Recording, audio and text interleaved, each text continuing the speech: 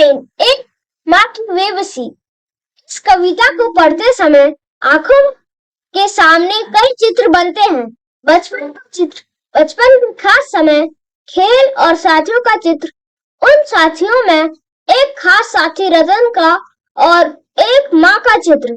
इसे पढ़ो और महसूस करो। कविता धीरे धीरे पढ़ने की चीज है, उसे मन में उतारने में काफी समय लगता है। कभी कभी तो बरसों बाद हम बचपन की पढ़ी कविता पढ़ते हैं तो लगता है पहली बार पढ़ रहे हैं।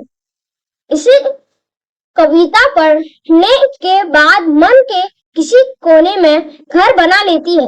किसी मौके पर वह उभर आती है।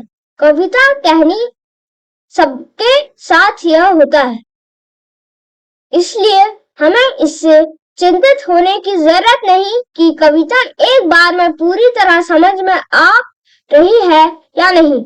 अगर उसमें सिर्फ एक चित्र ही उभरता है तो भी कविता कामयाब है।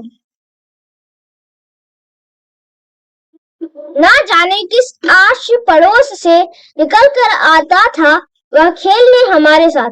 रतन जो बोल नहीं सकता था खेलता था हमारे साथ। एक टूटे खिलौने की तरह, देखने में हम बच्चों की तरह था। वह भी एक बच्चा, लेकिन हम बच्चों के लिए अजूबा था क्योंकि हमसे भिन्न था। थोड़ा घबराते भी थे हम उससे क्योंकि समझ नहीं पाते थे उसकी घबराहटों को। ना इशारों में कहीं उसकी बातों को, ना उसकी भयभीत आंखों में हर समय दिखती उसके अंदर की छटपटाहट को। जितनी देर वह रहता पास बैठी उसकी माँ निहारती रहती उसका खेलना।